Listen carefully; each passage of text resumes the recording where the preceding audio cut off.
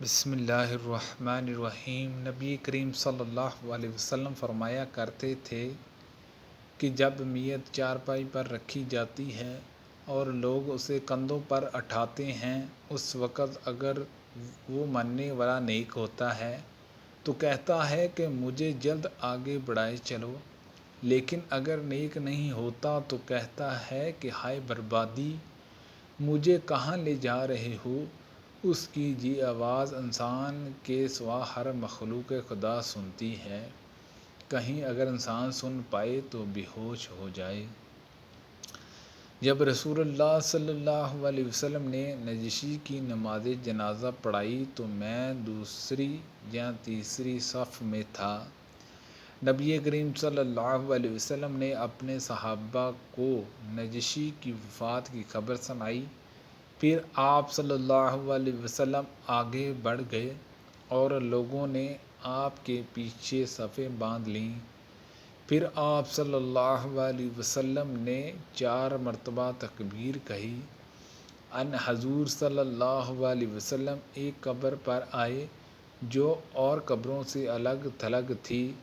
صحابہ نے صف بندی کی اور آپ صلی اللہ علیہ وسلم نے 4 تکبیریں کہیں۔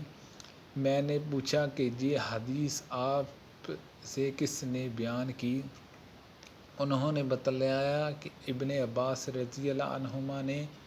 نبی کریم صلی اللہ علیہ وسلم نے فرمایا کہ آج حبشہ کے ایک مرد صالح نجاشی حبشہ کے بادشاہ کا انتقال ہو گیا ہے، آؤ ان کی نماز جنازہ پڑھو۔ جابر رضی اللہ عنہ نے بیان کیا کہ پھر ہم نے صف بندی کر لی اور نبی کریم صلی اللہ علیہ وسلم نے ان کی نماز جنازہ پڑھائی۔ ہم صف بندی کھڑے تھے۔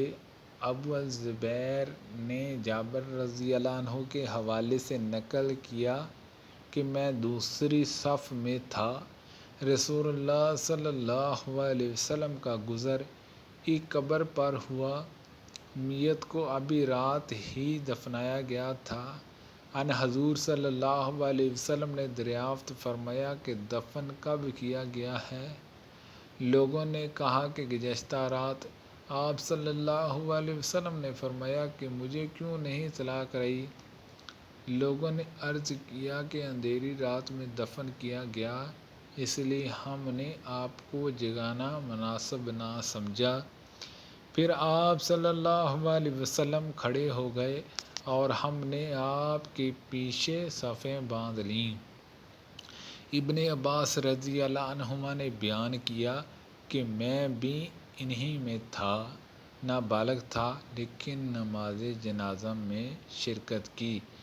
مجھے اس صحابی نے خبر دی تھی جو نبی کریم صلی اللہ علیہ وسلم کے ساتھ ایک الگ تھلگ قبر پر سے گزرا۔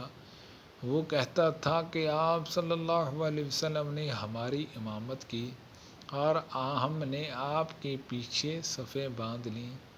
ہم نے پوچھا کہ ابو عمرو، یہ شعبہ کی کنیت ہے، یہ آپ سے بیان کرنے والا کون سا صحابی ہے؟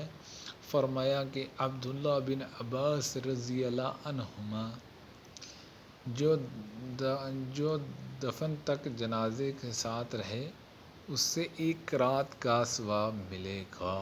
سبحان اللہ عز و جل۔ ابن عمر رضی اللہ عنہما نے فرمایا کہ ابو ہریرہ حدیثیں بہت زیادہ بیان کرتے ہیں۔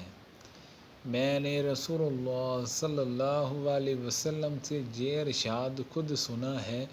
اس پر ابن عمر رضی اللہ عنہما نے کہا کہ پھر تو ہم نے بہت سے قرأتوں کا نقصان اٹھایا۔